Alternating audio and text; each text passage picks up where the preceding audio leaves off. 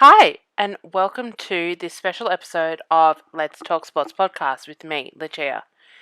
In this episode, I am going to break down the Brian Flores lawsuit. Also, I'm not doing any music intro, anything like that, because that will come in my later episode, which will probably be put out tomorrow. Going through like news, events, and all that type of stuff. But this one, I really just wanted to purely base things upon the lawsuit and my thoughts, the key statements, and my opinion surrounding it. So, the key statements that were in the lawsuit were it was filed on the first day of Black History Month. The Bill Belichick text was the key for Brian Flores. He texts the wrong Brian. Dolphins owner Stephen Ross offered him $100,000 to tank purposely for better draft position. Stephen Ross also allegedly tried to set up a meeting between him and a prominent quarterback, presumed now to be Tom Brady. The Giants had allegedly hired their new head coach, Brian Daboll, before entering Flores, not in compliance with the Rooney Rule. He likened the NFL to plantation owners, which, it I'll get into that later, but yeah, that's a little harsh. Little harsh. He also goes through and lists the historically racist things that have happened in the league. He cites what happened to Colin Kaepernick. He makes a list of things that he wants to change in the NFL for black candidates to be hired more.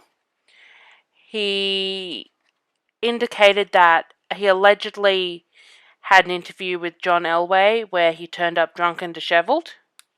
He also lists the black coaches and general managers. Okay, so my thoughts on this to begin with. Some of the language that he uses in here, he will get countersued for defamation. And it's upsetting to see that that's what would happen. Also, a lot of it is, I've gone through the full 58 pages of the lawsuit. It's going to be very, very hard to prove.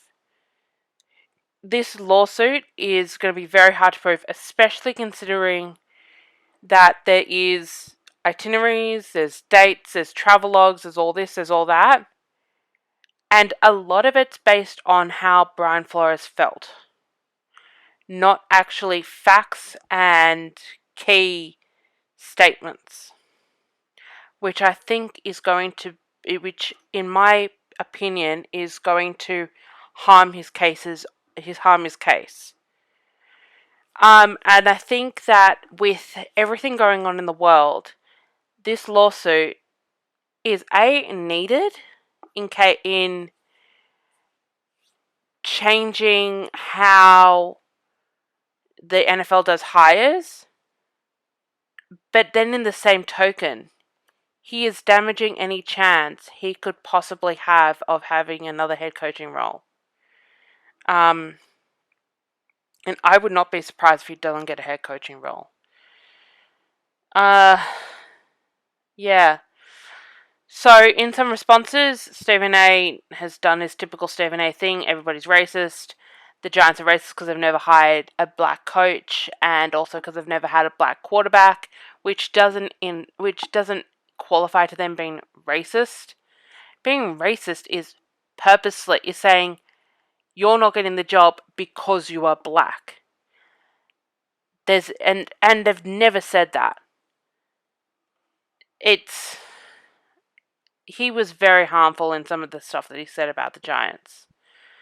And I wouldn't be surprised if the Giants ownership sues him for defamation too.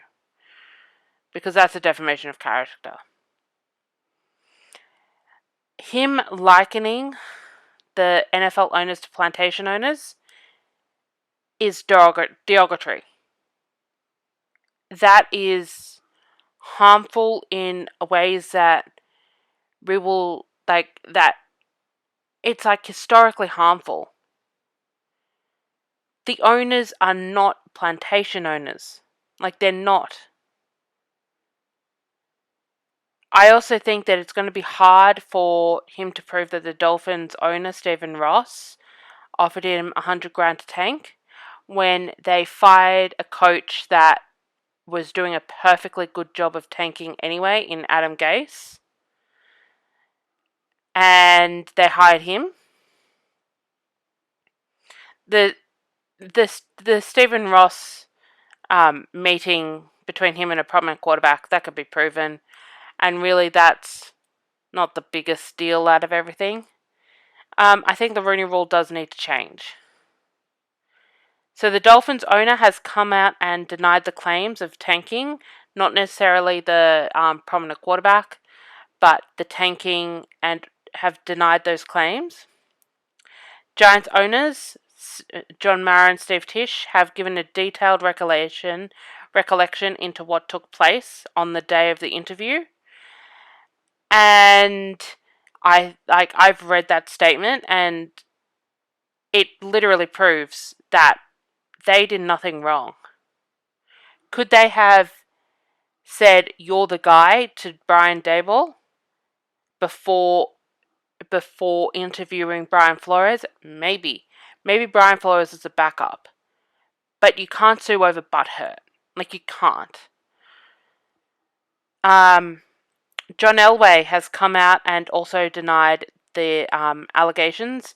He said that the reason why he looked disheveled was that he flew overnight from Denver to wherever Brian Flores lived, because that was the only window of time that they were given to interview him. And that can be proven with flight records too.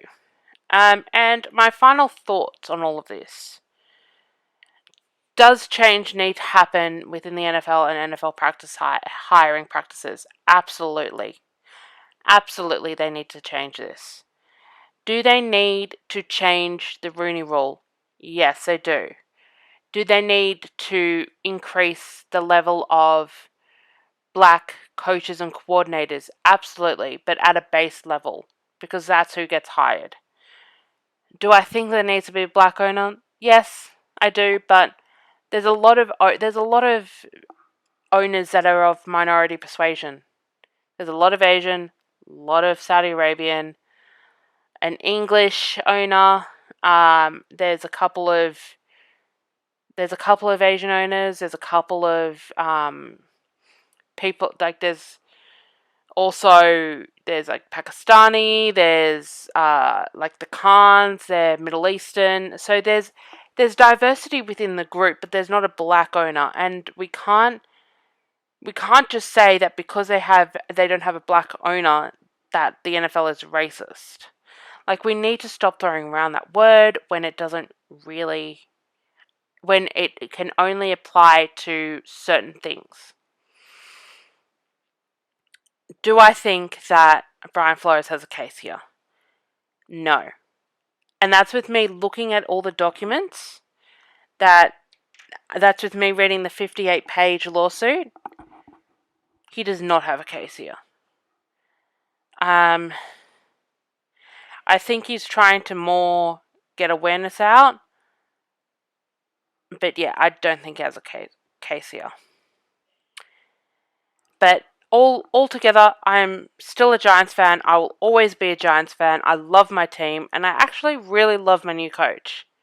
And I love my new GM. So that is all for this special episode of Let's Talk Sports podcast. So I'll catch you all in an upload of my regularly scheduled podcast tomorrow. Bye.